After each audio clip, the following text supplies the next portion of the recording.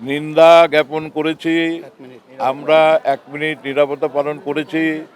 আমরা সামগ্রিকভাবে এটা আমাদের ওই আহ্বায়কের যে পড়া আছে তার মধ্যে আছে, মুক্তিযুদ্ধ থেকে শুরু করে জুলাই আন্দোলনে যারা শহীদ হয়েছে, যারা আহত হয়েছে তাদের সঙ্গে সমবেদনা জানানো, এবং আমরা তাদের সঙ্গে সবসময় আছি। আমরা এই যে বিষয়টা এই বিষয়টা তখন সামগ্রিকভাবে সারা দেশেই প্রতিবাদের একটা ঝড় উঠেছে। তো সেই ক্ষেত্রে আমরা মনে করি বর্তমান সরকারকে বুঝতে হবে যে এই ছোটো ছোটো কারণগুলোই কিন্তু একসময় বড় কারণে রূপান্তরিত হতে পারে।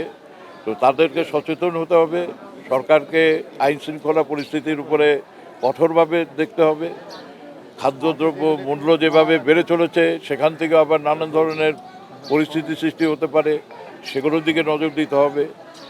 সব কিছুর পরের যে কথাটা, যেহেতু আমি রাজনীতির থেকে সম্পৃক্ত, আমি যেটা মনে করি যে একটা নির্বাচন দিয়ে সেই নির্বাচনে জনগণের যারা প্রতিনিধিত্ব করবে সেই সরকার যদি গঠন হয়, আমি মনে করি যে সব কিছুর একটা সুন্দর শুরু হবে।